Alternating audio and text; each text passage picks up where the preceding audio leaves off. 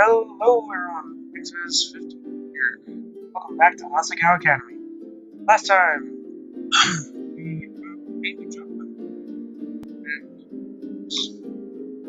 got fucking demolished.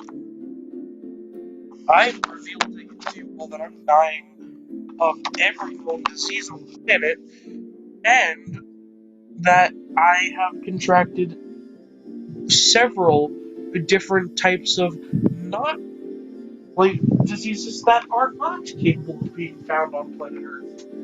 As well, we also got a very touching and emotional scene where our favorite little fucker that sits on Hana's bed, Mr. Bunny, went down at the hands of a new jauqe that we had to get because the old jauqe died, or just like broke. I don't know what the difference is.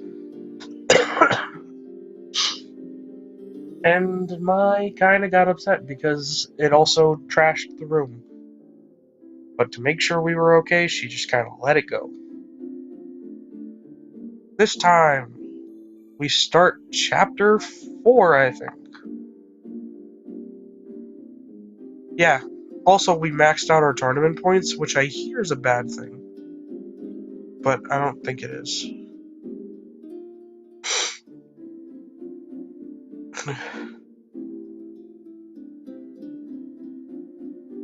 Alright. Now say Romeo. John held a small chunk of a cracker before the new jauqe, who twitched his head from side to side.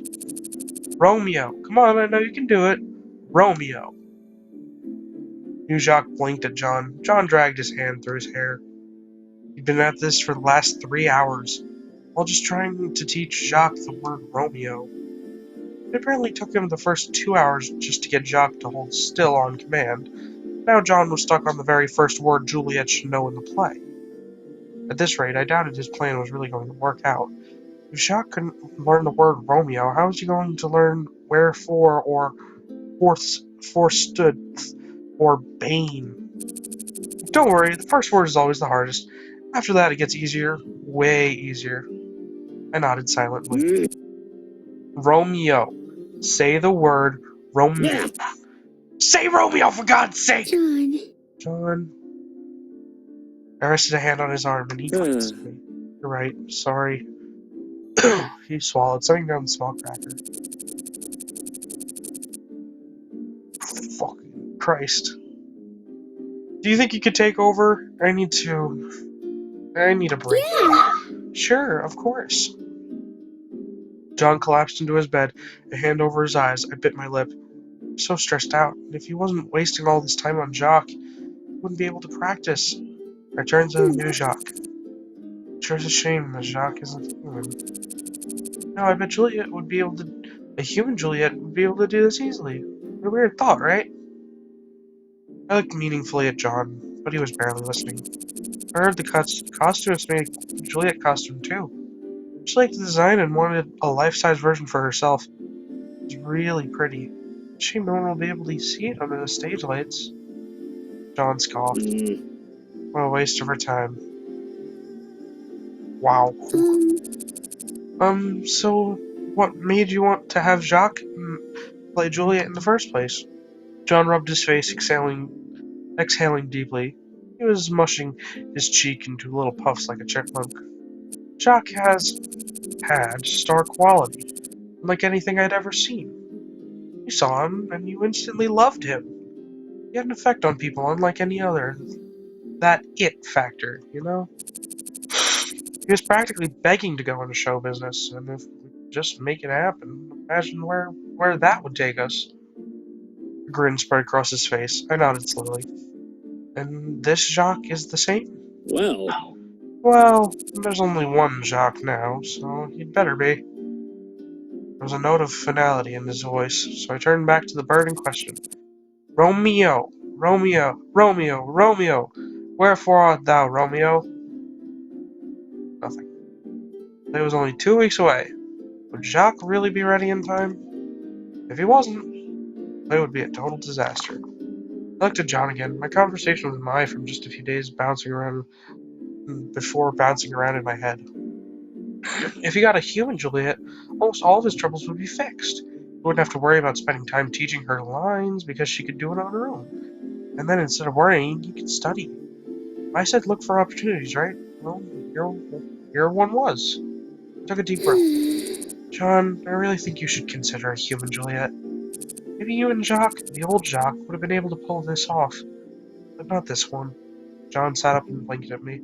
I expected immediate refusal, but instead cogs were turning in his mind. Maybe you have a point. A pained expression crossed his face.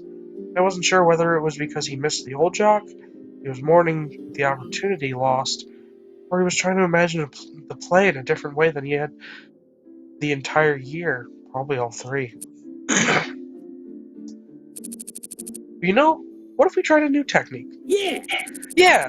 We'll let him outside. If he gets a word right, that'll definitely be enough incentive, right? He beamed at me, and I was too glad to finally see him smiling again to turn him down. Besides, once John decided on something, that was how he was. This side, I turned back to Jauqe. Romeo, say the word Romeo. Hey! You know, you've gotten a lot better with birds.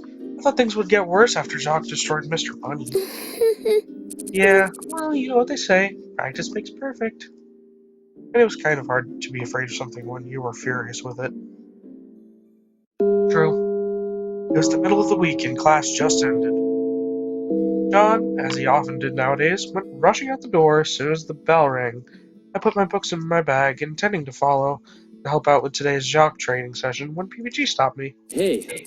Anna, can I talk to you for a second? I'm in a little bit of a rush. Can I wait? I moved to step past him, but PBG threw out an arm to stop me. I don't think it can. But let's not talk here. PBG and I headed out onto the campus, away from the flood of students and their listening ears. His face was grim, his hands firmly in his pockets. Each step we took, and my anxiety increased.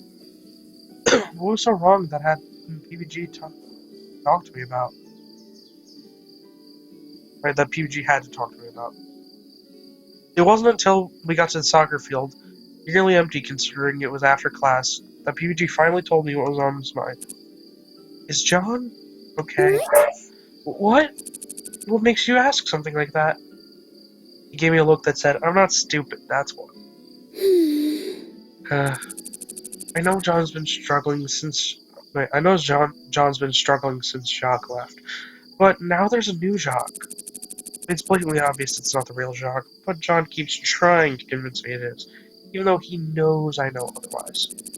I didn't want to say anything about it since John was so adamant, but it's really weirding me out. His grades are failing, he's hardly sleeping anymore. And on top of that, he's not showing up to meetings or paying any attention to club business. He's one of the founders, he can't just leave everything to us. We're a team, we all need to work together. And now he's dragged you into it too. What do you mean, dragged me into it? I wanted to help him. Besides, I'm perfectly fine. I've seen you rushing off after every class, following him to our room. Then you stay until I show up after soccer practice. You rush right out without so much as a hello. What's going on? Have you even had time to sleep, study, go to dinner? You don't go to dinner with John, do you? You guys aren't dating, are you? I grabbed his arms on impulse, gently rubbing them to prevent the boy from an imminent heart attack. Hey! Gee, calm down. Please calm down. I know things look really bad right now. But what? They would get better? There's a chance in hell that would happen. Now, with John being completely unwilling to take suggestions, but we'd win the tournament. Those odds looked bleak, too. I hadn't had time to practice since getting wrapped up with the new jauqe. I was kind of just hoping that my prior practice changed advice. Strategy, as always, would pan out for me. Then what? What could I really say? PBG seemed to be thinking the same thing. He took a hand out of his pocket and rested it on my arm.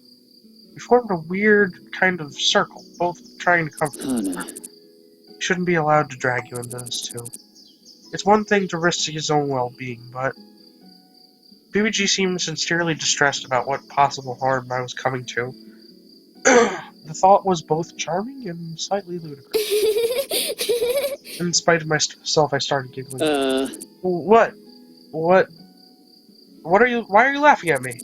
It's nothing. It's just you're so thoughtful, PBG. What? What? I wiped tears from my eyes, struggling to calm down. PBG. Oh! You're always looking out for me. I really do appreciate it. No, it's really nothing. You're right that it's making things a little bit tougher on me, but that's okay. I volunteered for this. Things are bad, but I can't just abandon John, not when he clearly needs me the most. But I can't be there all the time. You try to make sure he's eating and sleeping. There's no way we'll be able to get everything done, and it's not looking like things will go well. It's only going to get more and more worked out. At the very least, we can prevent something. We can prevent some of the damage that'll be caused by making sure he's a little bit healthier. Wait, we'll be preventing some of the damage that'll cause by making sure he's a little bit healthier than he would be if we had left him on his own. PPG pouted, seeming somewhat annoyed. I felt bad getting him involved too, but I knew I could count on him when I needed help. There's nothing stopping John if he doesn't want to, but I can try. PPG glanced away for a second, running a hand through his hair. So you like him then? What? What? No, don't. There was that look again. I'm not stupid. Maybe a little. Well, that's fine. Yeah, maybe you'll be good for him. He sighed heavily. It wasn't at all the joyous, teasing response I expected from him. Do you think we'd make a good couple? I know it seems unlikely. No, just the opposite. You guys would make each other happy. I can really see it working out in the long term. He sighed again.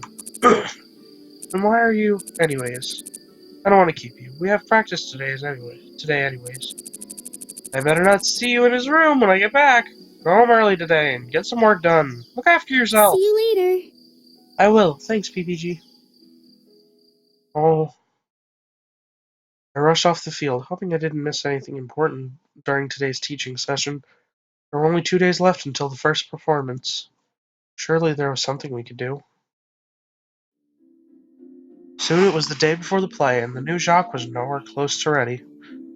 We only just managed to get him to keep his Juliet costume on without throwing off the hat every 5 seconds. There was absolutely no way we were going to be able to teach him how to act and make Shakespeare intelligible to an uninformed audience. John paced nervously before me, biting his fist. Bags lined his eyes. His face was pale, and every time I came over his room was another degree messier than I thought humanly possible. From hanging around him for the past few days, it was clear he was completely consumed by the thoughts of the play. I tried to distract him by talking of other things, telling stories, making jokes, but it was no use. Let's check this. Wait, how long have we been going for? Oh, Jesus Christ. Wait, if I do this... Oh, okay. Holy shit. I had never actually done that before.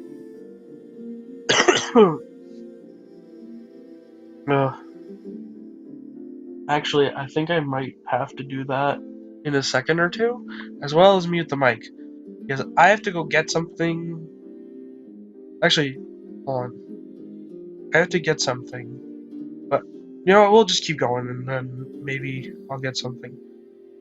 For hanging around him for the past few days, it was clear he was completely consumed by the thoughts of the play. Oh, wait. John had a one-track mind. Even when I managed to engage him in something else for a second, he immediately likened it to the play afterwards. Hey. Do you think we'll be able to get Jauqe to do something like that? Why did I become British for a second? I had never been so near a human putting themselves under so much stress. I had no idea what to do. At this point, I was worried about more than just the play and the tournament. I was seriously concerned about his health. Wait, damn it. Okay, guys, I'm sorry. I gotta go for a second. I'll be right back.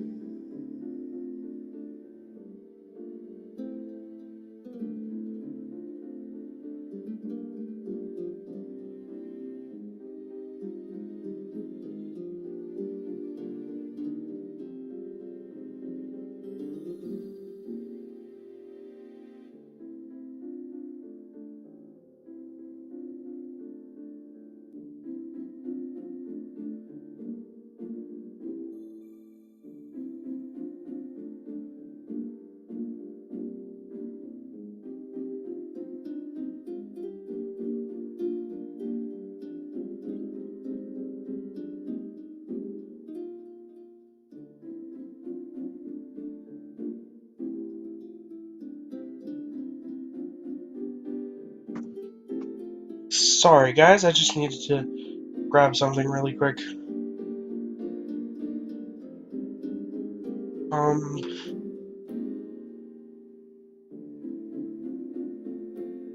Okay, where were we?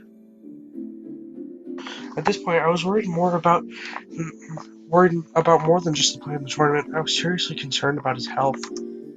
If he was like this now, how would he be 5 years in the future? When his job or family's future was on the line?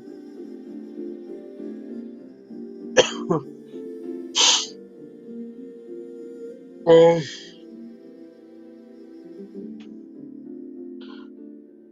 if he kept going like this, something had to give. I didn't want to have to watch that happen. Anna. I jumped. John stopped pacing and was now facing me, a look of utter defeat on his face. I really don't know what to do. I don't think this jauqe is going to work out. Really? What? Really? You finally realized it? Up until now, he'd been adamant that it would just require a little more time. I'm so frustrated.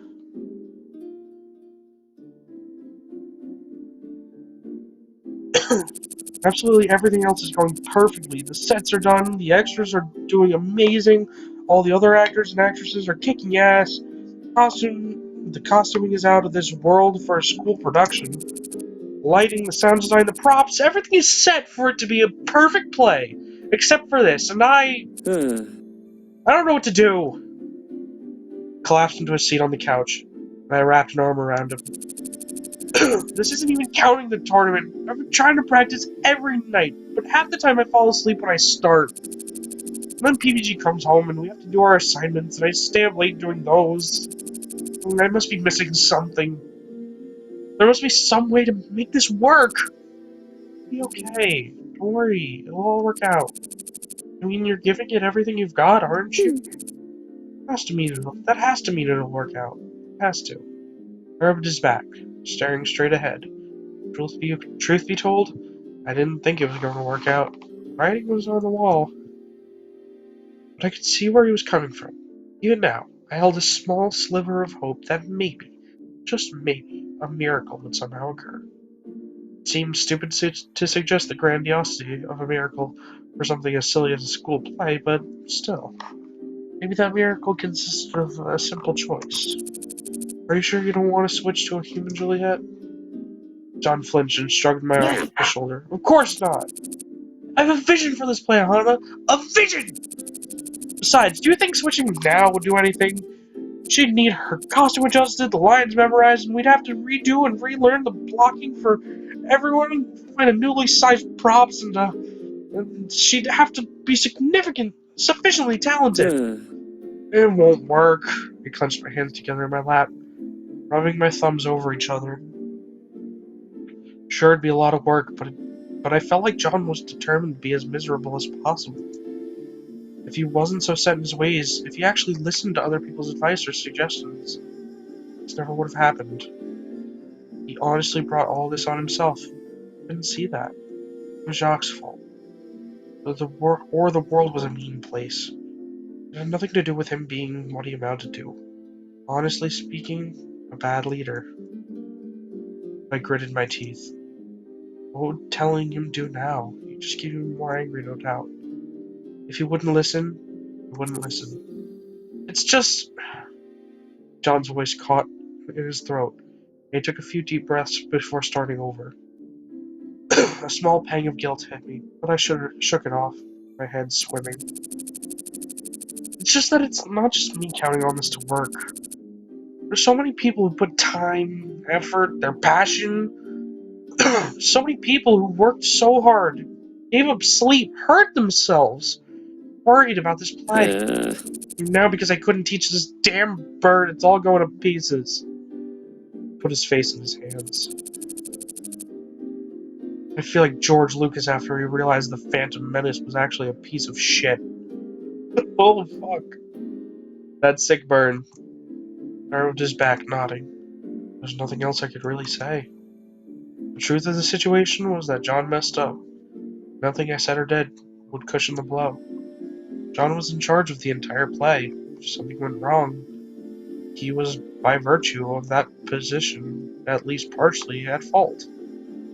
For he made the decision to do that thing or trust that person somewhere down the line. Won't be as bad as you're imagining, I'm sure. That, at least, was something I could truthfully say. John shook his head again, then wrapped his arms around me and buried his face in my shoulder. I stroked his hair, and we sat like that in silence. It was all we could do. Finally, Romeo and Juliet's opening day arrived. I made it to the theater an hour early than the call time, partially because of nerves and partially because I knew my costume was going to be an absolute bitch to put on. Slowly, the other cast members began to show up. Warm-ups were performed, makeup was put on, stretches were stretched. Actors were an interesting bunch. Some of them were completely insufferable. Kind of people who tried to take attention from others because they definitely were making up for something else. Some were also shallow people who called who collected numbers and treated everybody like a best friend they hadn't seen in years, screaming out names and pulling them into bear hugs, only to talk shit about them minutes later. But some of them were the most unique, quirky, clever people you could ever meet. Some were humble, some were even averse to attention until they were actually on stage.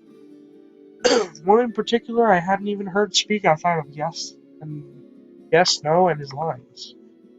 There were those who liked the poetry of the words, those who loved plowing the psychological depths of a given character, and those who treated scripts like treasure hunts or puzzles, reading them over and over for the single line that will allow them to completely reinterpret the character's motivation.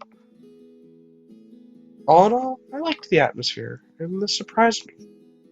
I was a quiet person, a bookworm and a nerd. I didn't really like having people's attention. Being surrounded by too many strangers made me nervous, especially when I couldn't trust them. But here people were energetic. People were funny. People were bright. More accurately, people were all over the place. It seemed almost like anything could happen, and despite the potential for mockery, no one treated me like a weirdo. They just accepted my quirks as they were. I understood why John wanted to make the play a success and how keenly he felt everyone's passion and hard work. I almost wished I could keep doing it. Almost. Holy shit. That is some fancy costume work. But that only made it all the harder when John finally showed up, looking like the actual reincarnation of the Grim Reaper, the new jauqe in tow. Anna, you look great. I stared at myself in the mirror. Yes, great. Exactly how I would have put it. Truly, tree is my most powerful state. Thanks, John. Really. I can't. Oh my god, I can't. I can't. This is too funny. It's too funny. Is she wearing her bow under that? I want to know. I'm honored to have the chance to play the part of Tree, and also your branches clipping into the words. Even though it was awkward to have swords flying in front of my face and people making out at my feet. How do you think things are going to go? You feeling okay? John cleared his throat, then smiled. Of course, things are going to go perfectly, all according to plan. I just know it. Oh, Dragon. John did not know it. It's like one of those things where it's like everything will go perfectly fine.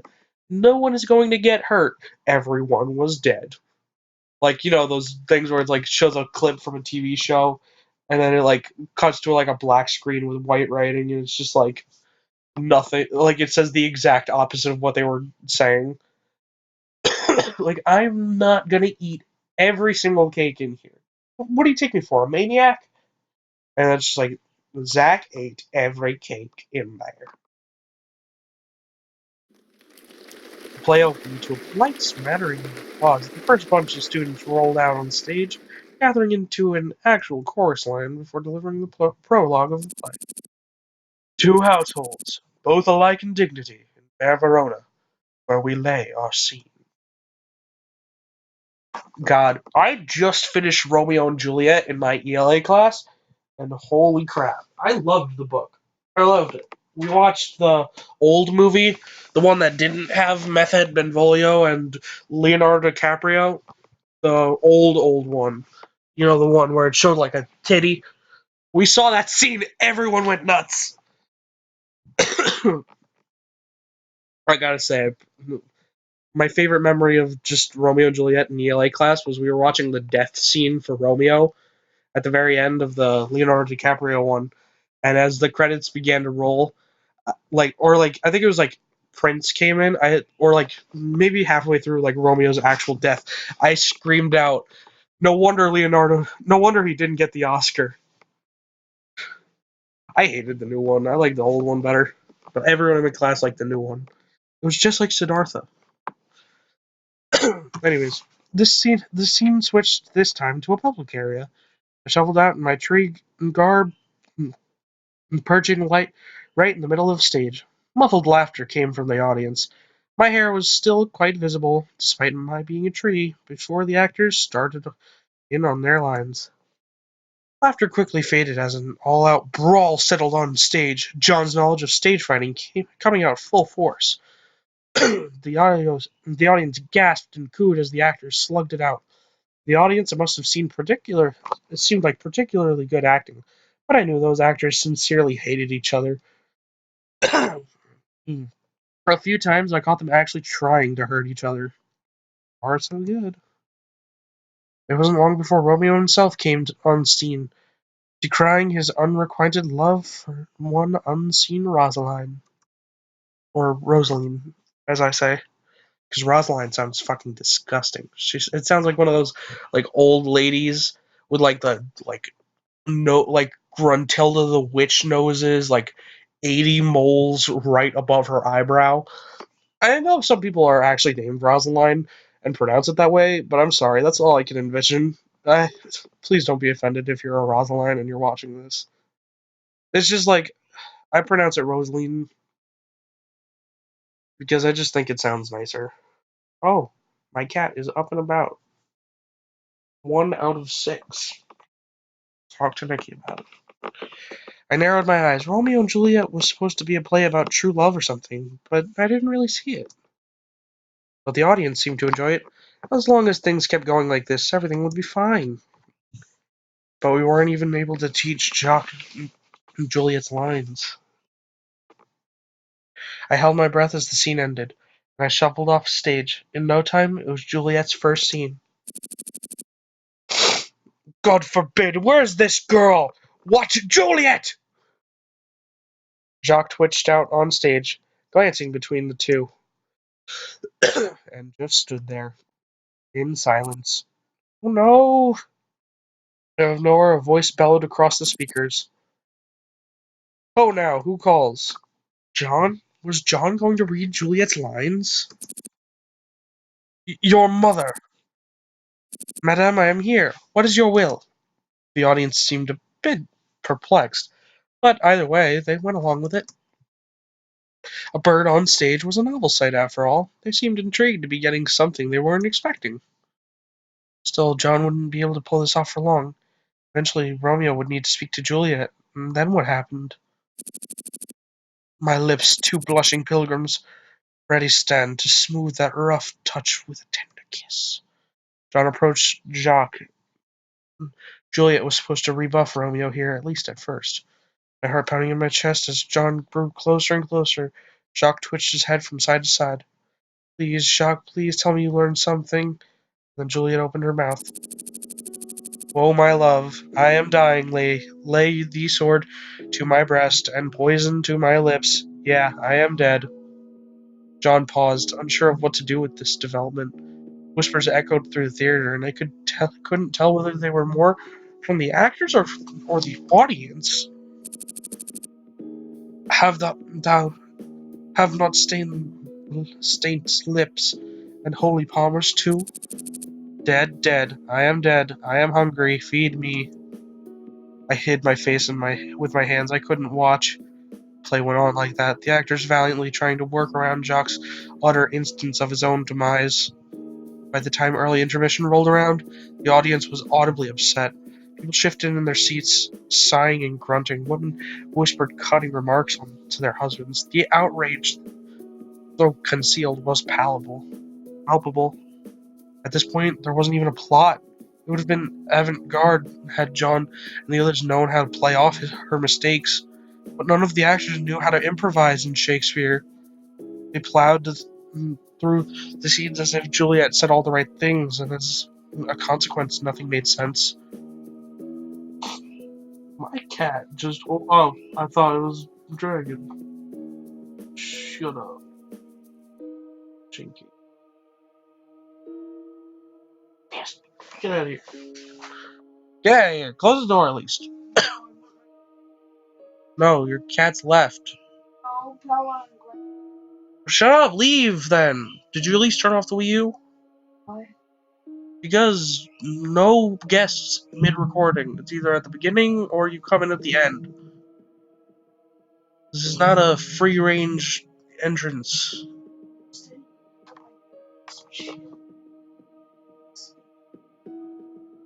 I watched it all play out in front of me, trying as hard as I could not to cringe. Trees, after all, did not cringe. As the cast sat in a dejected huddle during the first intermission, John peeked behind the curtains, trying to gauge how the audience was taking it. People are even asking for their money back. At this rate, this is at the rate this is going, people are gonna leave before the play is even over. I'm so sorry. What am I going to do? What am I going to do? The show must go on. John gazed at me. The other cast members watched us. The room was stuffy and silent. So it must. Hey! Hey, at least you didn't direct the room. It could have been worse. This is at least better than that. Is it? John fixed a smudge in his makeup in the mirror, probably caused by his nervous habit of rubbing his face and hair, then lined up before the curtain. The stage lights dimmed. Is it really? The play continued on. In a way, it was almost inspiring how the actors kept trying to give their best performance, how John bullheadedly continued with his vision in stark defiance of reality. The audience grew more and more restless as they saw the quality of the play wasn't improving. The more proactive of them trickled out of the theater. John grew irritable. Backstage, a feeling of gloom and despair floated through the air. It was a doomed production. Everyone cared, everyone was passionate, everyone was giving it their all, but nothing they did would save the play. Actors quietly opened bottles of water, hardly speaking to each other. It was like seeing kids soberly lining the walls of a candy store. It was just plain wrong. I sat with them backstage listening to the play. When John came flying around a corner. Where's Jauqe? He was panting heavily, abject terror in his voice. Jauqe? Can you not find him? He's gone. He's nowhere to be found. I think he flew away. John's knees buckled and collapsed onto the floor. It's too late. I can't do anything else. The play's over. He's gone. He's gone. He's gone. I put a hand on his forehead, which was burning hot. He was breathing quickly, his eyes staring straight ahead, not even registering what was in front of him. He wasn't in the theater with me. He was lost in his mind. He was having a panic attack. Lost in thoughts all alone, as they say. I swallowed hard and pulled him into a sitting position. When I had panic attacks back home, my dad always helped me calm down. I pulled John's head to my chest, stroking his hair. Hey, you're alright. You're safe. You're backstage in the theater at Asagao.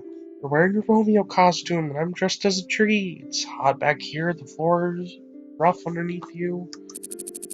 People here at the play care about you and want you to be happy. Your friends love you and want you to be happy. I love you and I want you to be happy. John's breathing started to slow. He clutched my arms. Also, I am dressed as a tree. That is a thing. John let out a light chuckle, mopping sweat off his brow. He sat up, clearly still a bit shaken, but much better than before. He took my hand and smiled. Thank you, Hana. I nodded and pulled him into a hug. I miss old Jauqe. Jauqe would have been able to do the play. Jauqe wouldn't have let me strain myself. Jauqe would have cared about my well-being, and he would have been able to calm me down, and... John took a deep, shaky breath, just as realization struck me so hard I felt like I'd been slapped in the face. John hadn't been able to grieve. Between the play, the tournament, and school, John never had time to actually feel and mourn his best friend's passing. Instead, he and I instantly found a replacement that only that only cemented how much he lost in the first place. This was partially my fault. What should I do? Oof. Being sympathetic, I feel, would just kind of paint Hana as being a douchey person. Hold on, I'm gonna close the door really quick. Also, whenever I feel sad, all my friends are always they give me all of their sympathy, and it's all sappy and shit, and I hate it. Or at least they used to. Now they just kind of make fun of me, and I make fun of myself. Because that's how it is in high school. High school is hell. High school is stupid. High school is dumb. But you gotta go through it. You gotta make it to the bonus levels. So we're gonna be real with him. Well... John, listen. I swallowed. Hate being the bearer of bad news. Jauqe is gone. There's no getting him back. This new bird was a mistake. I closed the door. I can't read what you're showing me.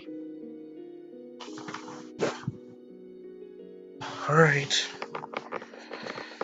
This nude bird was a mistake. There's no replacing Jauqe, and I think you and I both know it. By the way, why are you being celery?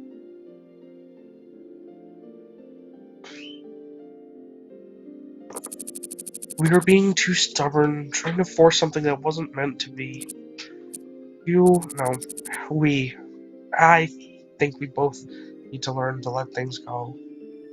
John didn't say anything for a long while. I stroked the back of his hair, heart pounding, hoping beyond hope I hadn't done any damage and made it worse.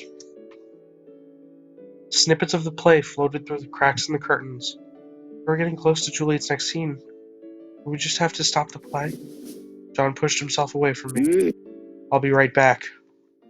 John scurried into the back room and I bit my lip. Did I do the wrong thing? Some of the other actors watched as I crossed and sat down in a corner of the room. When I looked at them, they looked away, as if the whole situation wasn't bad enough. Finally, John returned solemnly, carrying a pile of bunched fabric in his hands. It looked kind of familiar. He came up to me, then gently set it on my lap. I ran my hands across it, smoothing it out. It was thick and heavy, purple and beige. I straightened it, and folds of a dress spilled onto the floor. Juliet? You mind taking over? What? But John, I'm not an actress. I know you know the lines from trying to teach them to Jauqe this whole past month. I heard you while you were practicing. We were trying to teach him the emotion, not just the words. And the thing is, we're good. Not great, of course, but good. You make a fantastic tree, and I think you'd make an even better Juliet. And if I hadn't been so stubborn, I would have seen this sooner. John, I don't know. I'm really not the acting type. I'm really bad stage fright. I'm just not sure. Hana, even if you don't think you could do it for yourself, didn't you do it for me? My hand shook as I held up the dress, trying to imagine it on myself. There was no way this was going to go well. There was no way. But then it wasn't as if the play could get any worse. I wanted to take some strain off of John. Even if this meant that the play completely bombed, at least we could face the devastation together. For once, John was truly relying on me. If it's for you, I think I can try. John immediately pulled me into a bear hug, crushing my arms against my ribs, then just as quickly pulled away. Yeah! Go get changed. Hurry. I'll stall for as long as I can. But Yeah! go!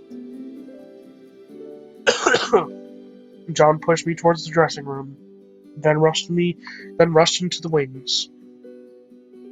I sprinted in the back room. The costumer stood back there, sheer glee on her face. I just hoped this costume would see the light of day. She stripped me down, practically demolishing my tree costume in her rush. I can fix it later, and pulled Juliet's dress over my head. Anna, you've completely transformed. She placed Juliet's hat on my head. As she did, I peered into the mirror. Oh, so cute. Costumer smacked me on the back, jolting me back to my senses. I had to hurry. I ran into the wings, trying to peer on stage. John was wandering the front, bemoaning the loss of his fair Juliet. Certain members of the audience mumbling under their breath. Where was I supposed to enter from? I glanced around, utterly confused. Oh, woe, if only my fair maiden would graceth me with her fairest of presences. Shit, I need to get out there. Nothing for it!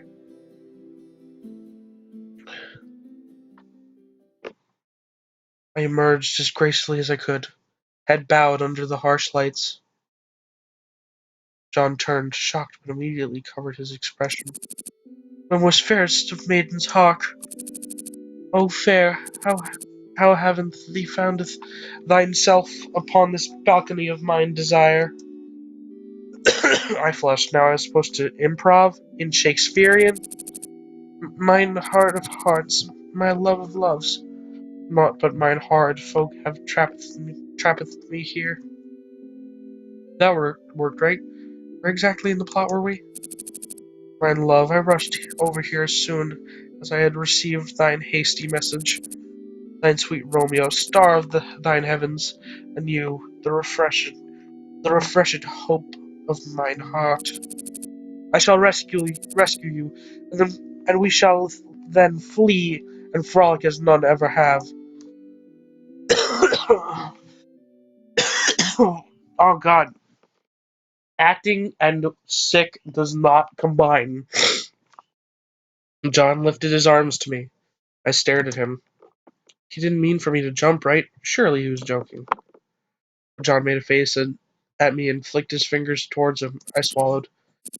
For thee, my love, for thee, I overcome. With a deep breath, I climbed onto the edge of the balcony. Then, eyes closed, I jumped. Ah! I collapsed right on top of him, and John fell to the floor. Hearing John grunt, I rolled off and away from him, ending up against a fake bush and knocking it down. I wheezed, desperately trying to catch my breath as John crawled over me. "Hana, are you okay?" Oh, Hana, play. Oh, how oft we met at the point of death have they been merry, which their keepers call a lightning before death. Oh, how may I call this lightning? Oh, my love, my wife, death, that hath struck the honey of thy breath, hath had no power yet upon thy beauty. John immediately launched into Death of Juliet speech, and I closed my eyes, doing the best impersonation of a dead person that I could muster. It wasn't hard given the circumstances. And lived, so you, the door of breath, sealed with a righteous kiss, a dateless bargain of engrossing death. John turned towards me, eyes lit with determination. Oh no, I forgot all about this part. He placed his arms on either side of me, his face coming closer and closer. My heart beat rapidly as I tried my hardest not to scrunch my face. My first kiss! John cupped his hands around my chin and then placed his thumbs over my mouth. He kissed the tips of his thumbs ever so tenderly, then pulled away, all the sorrow of a grieving man in his heart. Thus with a kiss. John collapsed next to me, hand in mine. The actors playing our families rushed on stage. John and I giggled quietly. Better than expected. You were right, Hannah. The human Juliet was a million times better. Not least of all, but I think I finally understood how Romeo felt about it. John. I mean, you almost killed me. John. Just kidding. John grinned, nudging me in the ribs. In the end, the play was a success. Well, comparatively. People praised the action-packed twist at the end, seeing the entire play as a strange avant-garde performance. Juliet was a bird because she was treated as subhuman until she was finally able to exercise her free will or something. Under this artsy pretense, we were given the benefit of the doubt and allowed to continue with the play. People complimented me on a job well done, though they didn't necessarily mean my performance. A few people did say my death was pretty convincing, though. As we hung up our costumes, John and I joked to ourselves about the new Jacques' mysterious disappearance. I think he flew to the Bahamas, or maybe he returned to that creepy shopkeeper. And I'm just glad he's out of our lives now. He was nothing but trouble. Are you sure he's not hurt, though? Are you kidding me? That bird is even more stubborn than I am. He's got survival instincts surpassing the fiercest of the savannah. I'll be fine. Honestly, it was better that he was gone. He would be happier that way. John said that I would play Juliet from now on, and that we could practice whenever we liked, though I wasn't too keen on that idea. Overall, as we headed to our dorms to practice like crazy before the tournament, I was happier than I'd been in a long, long time. Maybe there was something to this acting thing after all. I woke the next morning, feeling like an entirely new person. I grabbed my uniform, laying it flat against my chest, and glancing into the mirror. It is I, Hana, an actress. I giggled quietly to myself. Mai groaned from her bunk. Sorry. I changed into my uniform and dashed out the door. Today was the day of the tournament. Maybe I could win. Maybe I could turn one win into two? I stepped out into the fresh spring air, taking a deep breath. My event was one of the first ones to go, so I had to be there earlier than most. Plus, it took a little time to get to Higamana. I set my shoulders and started across the campus. The arcade at which the tournament was being held was much smaller than I expected. I felt like I'd find some kind of convention, but instead it was a small local arcade filled with arcade machines. Smaller rooms split off, which probably were the individual competitions would take place through the day. A few people milled about the space, generally older folk in their 20s and 30s. I glanced at the agenda in my head and made my way to one of the back rooms. When I entered the competition room, I found two chairs on an elevated platform, a computer and a projector sitting between them, hooked up to separate controllers. Ian sat in one of the chairs, looking bored out of his mind. Good morning. Ian! Hey. It's about time you showed up. I was starting to get worried that you died. Oh, that's sweet of you to be concerned. Is it? Yeah. I got into the chair next to him. A man came over to me to check my name and club affiliation. I'm part of the Normal Boots Club. A small urge of pride made me sit up straight as I said it. There were chairs lined up for people to watch us compete, and to my surprise, the entire room soon filled. As the chairs were filled, my nerves grabbed a hold of me. I swallowed hard, searching the crowd to find John. There he was! My anxiety eased. I smiled and made a little wave, and he waved back. The lights around Ian and I dimmed, and the projector started up, showing the main menu of Dumb and Doom's Revenge on screen. It was time to start. More like, it's time to stop. As the MC began his introduction and explained the rules of the game, Ian turned to me, a smirk on his face. Sure you're ready for this? Yeah. You bet I am. Ready to go? The man turned to us. Ian and I nodded. Then, 3, 2, 1, start! The game began. I immediately clicked to fill my screen with 2 or more lines of blocks. Ian began working with what he had. I scanned the blocks for pink hearts, eliminating them one by one, making combos where I could. I still wasn't advanced enough to play tons of combos ahead of time, but I could make it much more likely for combos to happen through probability. The pinks were all but gone. Green leaves were next. Dumbadoom started flipping at the top of the screen. Ian must be comboing, which meant I had a few seconds before those blocks would fall. I set up a combo on top of the screen and started eliminating the orange blocks below it. Then it happened. A 6 combo jumped out in front of me, jumped out from my screen. My eyes crossed as I stared at it in shock. Just had to move the top block over one space. Then as quickly as I saw it, it vanished. The blocks looked normal again. You're dead! As Ian's blocks fell upon my humble kingdom, I slid the combo into place. 2, 3, 4 combo, 5 combo, 6 combo, 7 combo, 8 combo! Ian's attack converted into blocks and hovered above mine. I set up several more combos and waited for them to fall. 10 combo! Legendary. Dumbadoom started farting out rainbows over Ian's zone, and then blocks, so many blocks. They didn't come in a chunk, they came in a torrential downpour all over Ian's side, sliding from left to right and back again. Ian blinked his hands and eyes moving frantically over the screen. I wasn't sure he had ever seen something like that before. I sure hadn't. I continued to combo while this was happening, but at this point there was no need. Ian's screen filled up. He kept trying to make combos until the very end, but game over. That was it. I won. I stared, dumbfounded at the screen in front of me. Ian's mouth hung open. The room was silent. Then... Whoa! Yeah, Hana! Oh, yeah. I knew you could do it! I glanced up to see the room applauding. All of it. Even the Hidden Block Club. The announcer was gaping at the screen. I've never seen a score that high! Certainly I was red as a tomato. I stood to climb off the platform. Not so fast. Ian stepped in front of me, grim as always. I braced myself for his infamous sarcasm. But to my surprise, he laughed. Hana. That was a hell of a game, Hana. It's exactly what I wanted from you. He held a hand in the air, and I looked at it in confusion. Don't leave me hanging. Oh. I high-fived him, and he clasped my hand in his. Thanks, Hana. That was fun. Then he disappeared into the pressing crowd. I never saw him again after that day. Almost as if he never existed in the first place. I forced my way through it myself, eager to find John.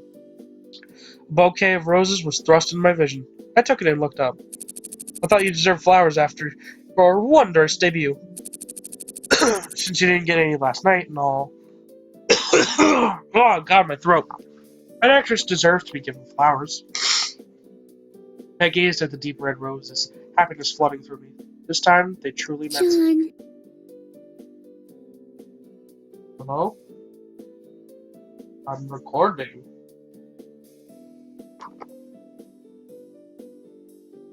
Oh, it's okay. Thank you. Anyways, I've got to get going for my event. Wish me luck. I don't need to. I'm coming with you. Okay, then let's get going. I followed John to an event room at the front of the arcade. It was a small space. Only a handful of people were there to watch the incoming battle of the retro gamers. Hey! Hey, John, ready to fight? I had to double up on events this year, and I don't have your history with retro games, but I'll put up as much of the fight as I can.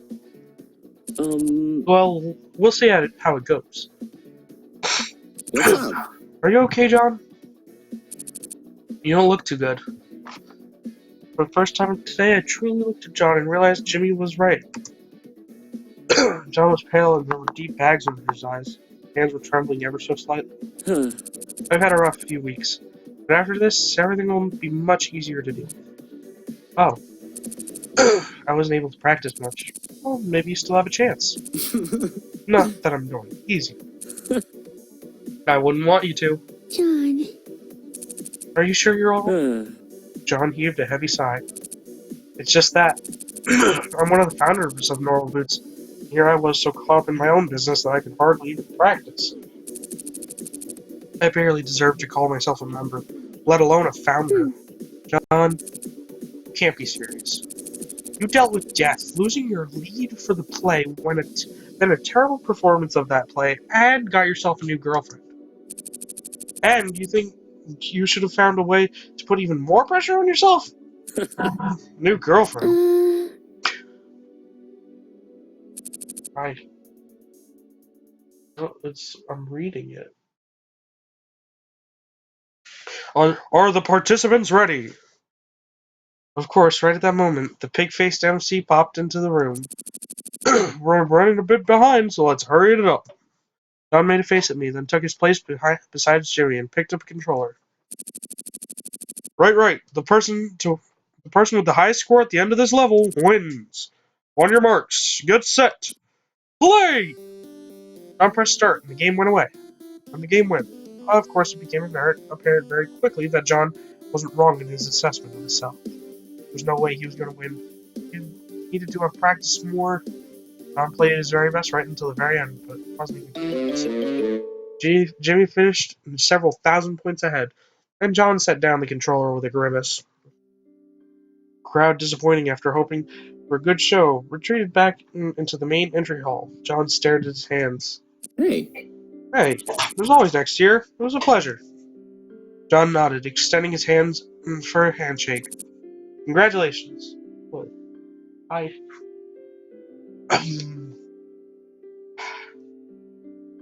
Jimmy took John's hand, the relief so plain in his face that it was almost painful. Hey! Hey, you still did really well, despite the circumstances. I'm sure I did. At least you won your event. Maybe we thought we still have a chance. And just like that, John was his regular, cheery self, though still a bit tired. Want to go look around?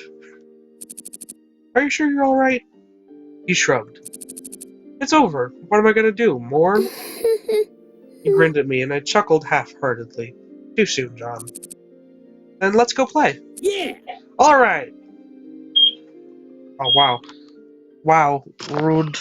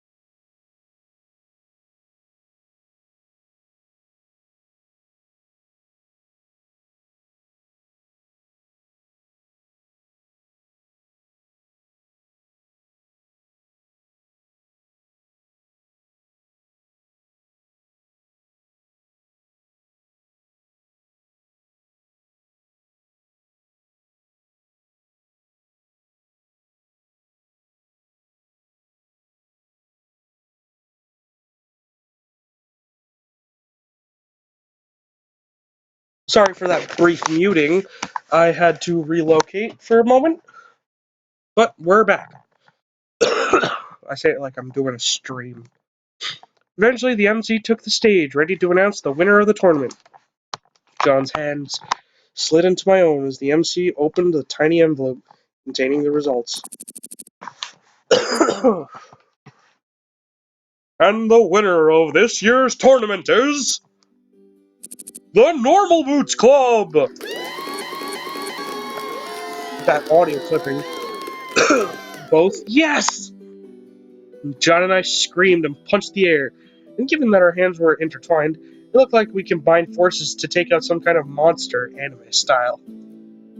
The Normal Boots Club and I swarmed the stage, piling around both the trophy and the MC. John grabbed the microphone from the MC, who looked as though he'd been mugged. This year's victory goes to the rest of my club members. I really dropped the ball, and if it weren't for them, there's no way we would have won. John motioned to the group of us on stage, pausing to allow for the audience applause.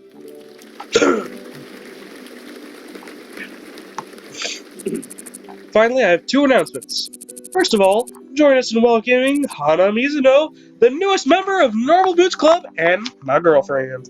A swarm of gasps flew through the men around me. John motioned to me the front of the stage, where I stood next to him, blushing furiously. See? We couldn't have done it without her. Ain't she cute? John! I shoved him, and the crowd laughed. Then something soft encircled me. PBG had wrapped a Normal Boots jacket around my shoulders. Thank you. If it wasn't for her, we wouldn't have have won, and Asagao Academy wouldn't have a drama club. She's the real hero of this day. The audience applauded politely once again. John smiled gently at me, then turned to face the crowd with a rather serious expression. Finally, I have one more announcement. He waited a few moments for the crowd to settle. As they saw a look on his face, the mood sobered. I would also like to dedicate this victory to our fallen comrade in arms, Jauqe. Sadly, he is no longer with us. I haven't been able to find a way to repair him, and until that day comes, our robot bird friend will be missed. I wrapped an arm around John's shoulder as he lowered the microphone from his face. There was a moment of silence, and then John passed the mic back to the MC. After John's announcement, there wasn't much more to the tournament. The crowd left soberly and excited, and the excitement for our victory vanished. At least it did until Satch met us just outside the arcade. What? Jack has been broken this whole time? Why didn't you tell me? Let me have a look at him. I'll see what I can do. Satch is gonna fix it like instantly. It's gonna be like, girl. That was very unflattering. If Satch Bag, if you're watching this, I'm sorry. I'm sick, and I also do terrible impressions. Also, holy crap, you're watching my channel? Just kidding, you probably wouldn't watch this. Satch took Jauqe under his wing and enlisted the help of the only other person in all the economy who would understand robots. Kakusu. I don't understand. Why her of all people? Is she part of the electronics club or something? Don't worry about it. She's literally a robot. John paced the floor like an expectant father, glancing up every so often at how the operation was proceeding. What is this background music?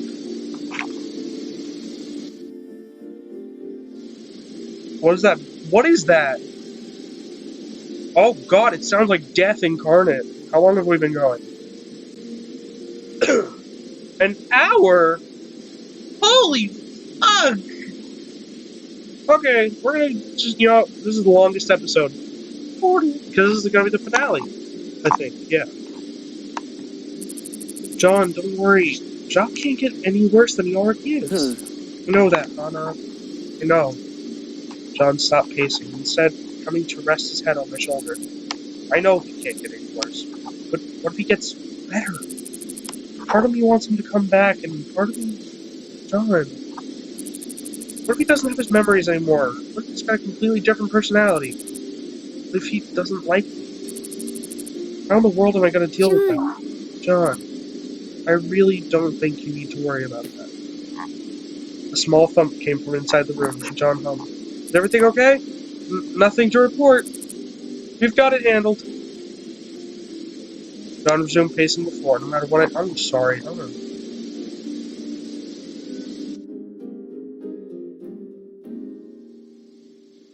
At least like that. God, it sounds like radio static. It sounds like I'm listening to someone filing a report through a freaking World War II, like, microphone.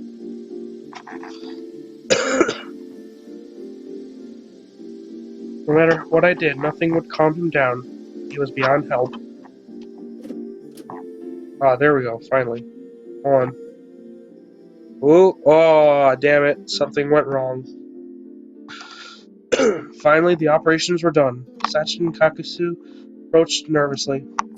Well, how did it go? The operation was a complete success. Oh my god. John. I've missed you, John. Jauqe. The rest of us left after that. John was tearing up, and we thought it'd be best to give him some privacy. In fact, I didn't see him for several days, but eventually... Oh, man. He can even fly now. Can you believe that? Satch said Kakusu did some kind of optimization on him, so his wires don't run through his wings anymore. He's happy as a clam. Jauqe swooped down between us for a split second, just long enough to add, I resent that.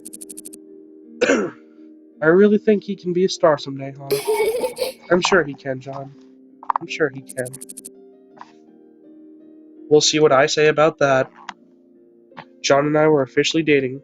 Jauqe, our ever-present third wheel. Well, that was how I would have liked it to be. To be honest, it was more like I was the third wheel. John and Jauq's bond, stronger than steel and wires, surpassed even the love John and I had for each other. But I didn't mind. All I cared about was seeing John happy.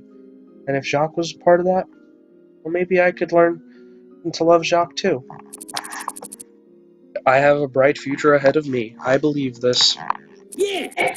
You do, you do! Together we'll be the best actor-manager pair the world has ever seen!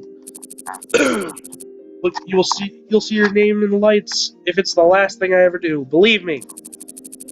And of course, Hana will be by our side the whole way through. Right, Hana? Yeah. Of course. Huh. Man, this is great! I've got 2 talented actors with me, not to mention a girlfriend I absolutely know I can count on. We've got a bright future ahead of us. I just know it. Not if I can help it. Hmm. These two. It looked like I would be stuck with them for a long time to come. And to be honest, that sounded wonderful to me. Did we? Yes, we got it! Best end. Okay. Holy shit. We haven't saved in a long time. That's why we do that. Tournament. Best end. Oh man. Oh boy, oh boy. Oh my. Oh man. This is the first time I've ever been able to do this on screen. Oh man. Created by Danielle Hargrave. Oh man. You all did a great job on it. I love this game. This is one of my favorite games now. Chapter 1. John Gerard Satch. Hidden Roots. Okay. PUBG's root. Shane's root. Oh, did they get extra writers on each one? CG menu art. Background art. Man, this whole game is amazing.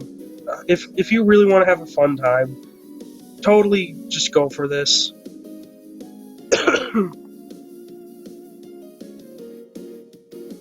this whole thing was beautiful. I loved every bit of it. I loved every single piece of it. This was so fun, and I don't know if you know this, but I don't know if you know this, but there's a completion bonus for this. So this is not the last time you'll see me playing this game.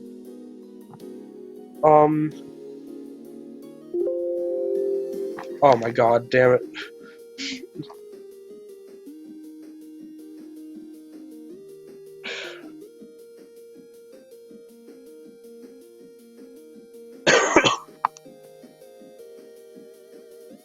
This was just a beautiful experience. I'm so glad I got to do this. And, I don't know, if you like it, leave your...